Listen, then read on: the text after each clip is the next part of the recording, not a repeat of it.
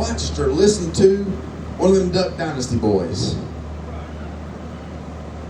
And he said, we got all these people worrying about gifts and tongues and prophesying and all these different things.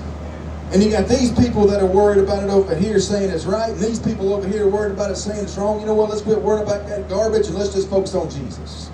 Let's put Jesus in the middle of it. Let's put Jesus at the beginning of it. Let's put Jesus at the end of it. And when you do those things, we're going to see unity in the body. That's the only way we'll ever see unity in the body, is when we put Jesus where he belongs, and that's on the throne. Paul said in his first letter to the Corinthians, "For I am determined not to know anything among you except Jesus Christ and him crucified." Paul's words spoke to the very heart of the forgiveness and the love and the truth and the simplicity of the gospel.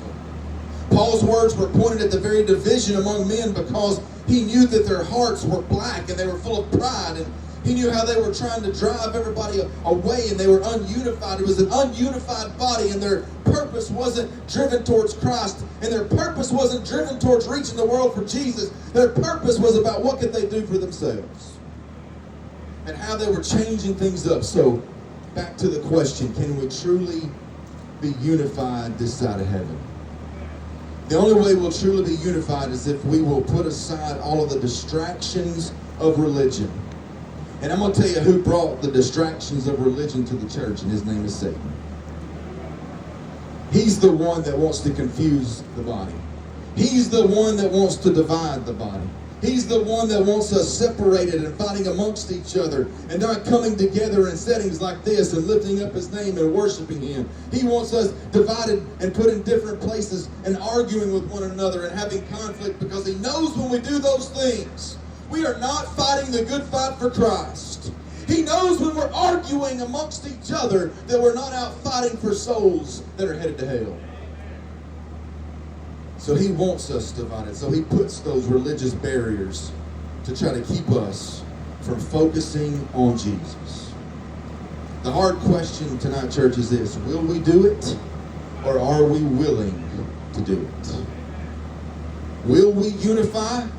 Will we set aside our religious garbage and our denominational differences and come together for the purpose of winning this place for Jesus?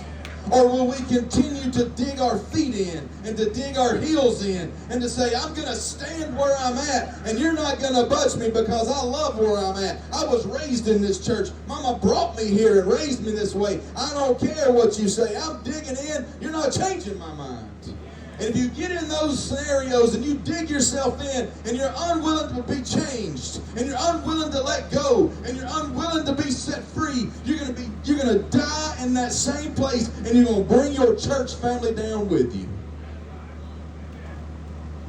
You see, I know this won't make sense to some people. I know that, and I know I'm probably making a lot of people mad in the house of God. But our church, our denomination, our doctrine, let me tell you something, it's got to be Jesus first. Stop focusing on I have to be right. Stop focusing on what I'm doing is the only way. And start focusing on the purpose that Jesus has and the reason he even created the church. In the military, we are given orders. We're given a mission. We receive an op order or an operations order. You know, in the Army, we like to shorten everything, right? We got to make it simple. And so the Army, we have what's called an op order. It's an op order. And what that op order is it has the big picture of whatever the conflict that we're in. It has this big picture of everything that we want to accomplish and everything that we're going to have, every soldier, every regiment, every single piece of equipment. This 7-paragraph op order has everything that we need to know to go out and to defeat our enemies. And the entirety of that mission from A to Z. And what commanders do is they come in and they take this op order and they sit down and they meticulously dig into it. And they look in those orders and they pick out the specific parts for their mission. There's one big mission, and they'll go in and they'll say, this is my mission, and they'll pull it out. And they'll pull out that part, and they'll take that mission, and then they'll disseminate it to their subordinates. And it gets dissected over and over and over again until it's passed down to the very lowest level. Then it's trained, and it's prepped for, and it's trained for again. And then it's equipped, and then it's trained for again. And then it continues to be trained and to be trained and to be trained until every single person from the general to the newest private knows the mission like the back of their hand. If you never served, you may not understand what I'm saying, but I'm telling you, you got a mission, you have orders, people dissect those orders and disseminate them out and train the Army, not the Marine Corps.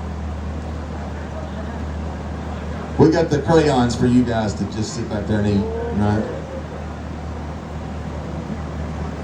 Sibling rivalries.